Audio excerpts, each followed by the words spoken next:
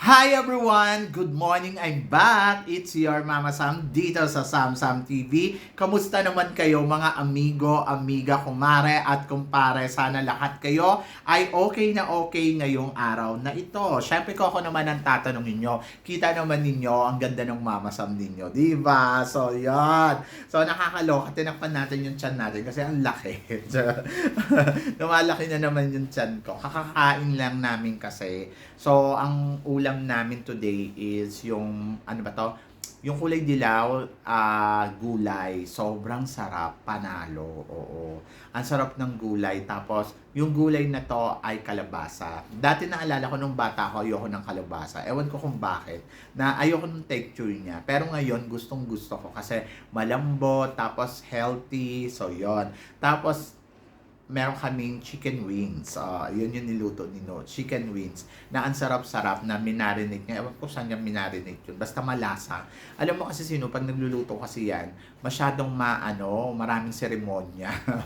Matagal bago siya magluto. Ipiprepare niya na yan sa umaga. Tapos ma-marinate niya yung mga dapat i-marinate. Tapos ayun, kakainin namin syempre sa tanghali. Ganon. Masipag sino magluto talaga. Saka ayaw niya akong pinagluluto kasi ayaw niya ng Filipino food, di ba? So eto na. Syempre ang chika natin today is about sa Miss Universe Philippines. So sabi nila, wala daw kandidata na katulad daw ni Michelle D sa mga galawan. To be honest, iba naman kasi si Michelle D, guys. Huwag niyong hanapin kay sa mga kandidata yung galaw na Michelle D kasi magkaiba. Alam niyo naman si Michelle D na talagang medyo may pagka-class, tapos mahinhin, di ba? Ganun siya pag kumilos siya yung class talaga yung dating niya, tapos mahinhin, tapos iba yung atake niya. Pag dumadating siya talagang rain. May napanood nga akong video na naglalakad pa lang si Michelle D. Pag tinignan mo si Michelle D, talagang sobrang grabe. Rain yung dating or dahil siya na yung title, ganon. But sa mga kandidata ngayon, syempre meron din yan. Meron din na isa dyan na katulad din ni Michelle D kapag nakoronahan na, di ba? So, hindi pa natin alam kung sino. So, inaabangan natin yon. At ayun yung hihintayin natin sa mga susunod na araw. Konting-konting tiis na lang, guys. Wala na tong 1 month. It's a days na lang talaga. It's almost 24 days to go bago mag Miss Universe. So, yon. So, yun yung aabangan natin. Yung mga kung sino ba yung magiging next dyan. So, kapag kung sino yung next dyan, ayun na syempre yung galawang Miss Universe, di ba? So, yon. And then, sabing ganon, si Atisa Manalo ba, nag-shine daw ba sa Sultan Kudarat? Oo, kahapon ko pa nababasa yun. So, nakakaloka. Syempre, si Atisa, tulad nga ng sinabi niya, nung first day nila dyan sa Sultan Kudarat, hindi naman siya bago dyan. Kasi paulit-ulit nga siyang pupunta na Sultan Kudarat at nakapag-judge nga daw siya dyan. And sa muling pagbabalik niya, ayan nga daw, candidate siya. Alam niyo, sa totoo lang, ako tatanungin niyo, I think nag-shine siya kasi gusto siya ng tao dyan eh. Tapos, ang ganda din ng styling na pinakita niya. Yung, alam mo, yung ayos ng mga styling niya, no, tong mga nakaraang araw ay panalo. Andiyan dyan yung super straight ng hair niya. Para siya doon si Stephanie Gutierrez. Ganon yung drama niya. Tapos, ganda-ganda ng mukha, di ba? So, gusto ko din yung tinanong kay Atisa Manalo, ano ang pinagkaiba ng atake mo doon sa lumaban ka noong dati mong laban noong 2018, di ba?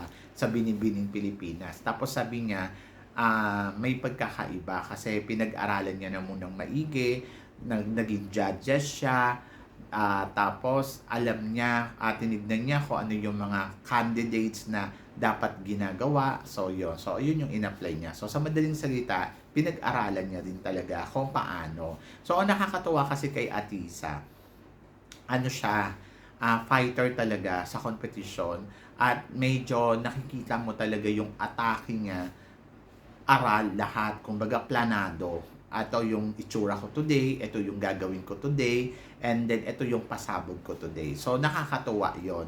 So bumalik na naman yung straight hair nga nalaglag. So sa coronation ba, ano bang gusto nyong ayos kay Atisa Manalo? To be honest, ako, sana sa evening gown, iba yung ayos niya, saka sa sa swimsuit round. Actually, gusto nyo ba straight hair? Kasi parang feeling ko kapag straight hair, yung buhok hindi mabigat, parang ladlat, and then makakagalaw ng bonggang-bongga. Ako, to be honest, mas gusto kong i-straight niya yung hair niya sa swimsuit round na medyo mahaba. Kasi di ba ang haba ng buhok? Extension yun na talagang pinakabit niya. So, tatanggalin yun kapag nanalo na yan or tapos na yung pageant. Gusto ko yung straight hair niyang gano'n, yung baksak talaga na pag gano'n. Tapos yung alam mo yun, yung parang Stephanie Gutierrez yung datingan. So, mas gusto ko yon. Mas panalo siya kasi kapag gano'n. Tulad nga nasabi ko, yun nakita ko siya ng isang araw, ang ganda niya doon. So, sa swimsuit, gusto ko gano'n yung hair niya.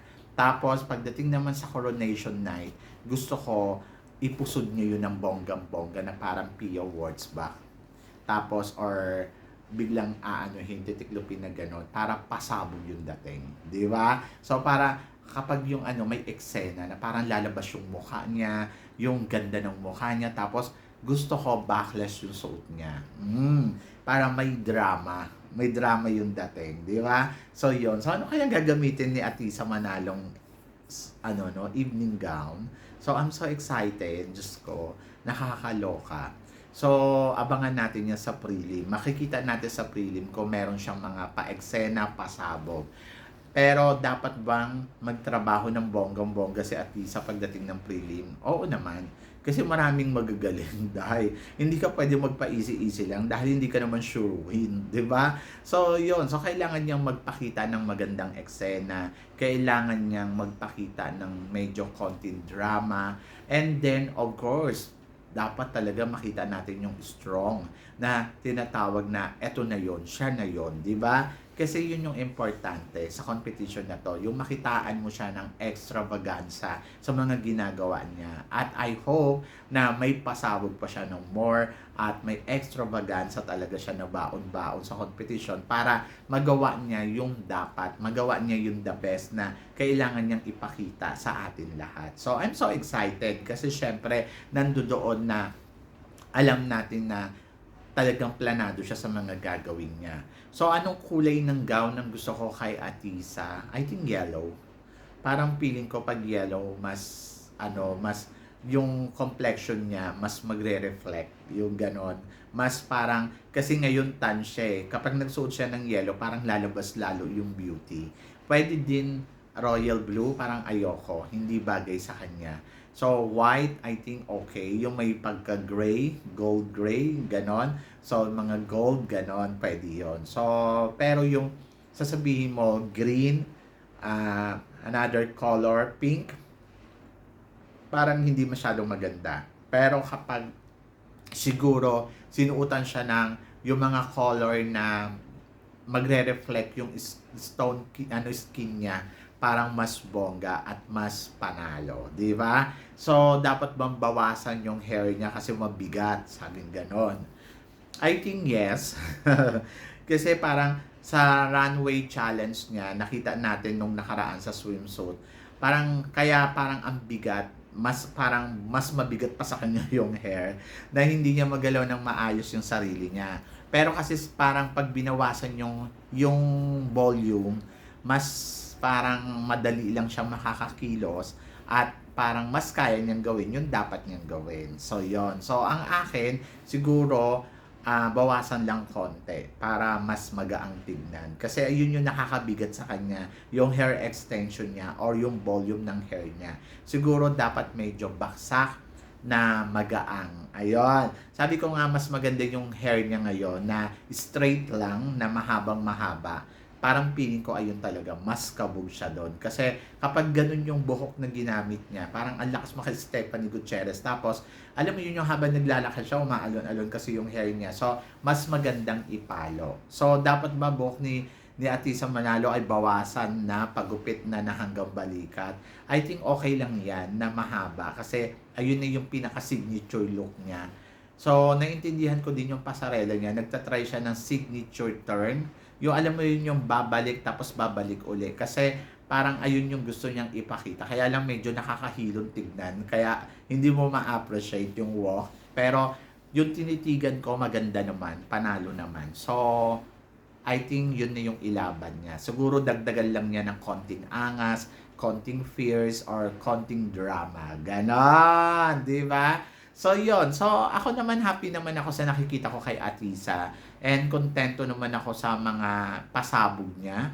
At I hope na sana mas marami pa siyang pasabog kung talagang gusto niya makuha ang corona ng Miss Universe Philippines ngayong taon na to. Kumbaga, konting paandar pa. Ganon. So, kayo ba guys? Ano guys ang tingin ninyo? Tingin ninyo papalo ba si Atisa talaga ng bonggang-bongga? Tingin ninyo siya kaya ang kukuha ng corona? O nag-shine kaya siya sa Sultan Kudarat? So please comment below para malaman ko naman kung ano naman ang opinion mo at chika mo dito sa mga pinag-uusapan natin ngayon. So ang bongga, di ba?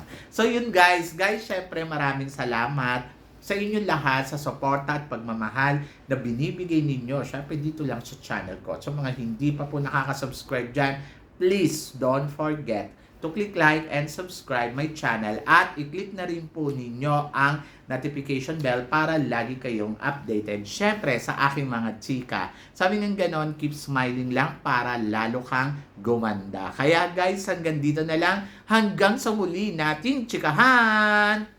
See you tomorrow. Thank you guys.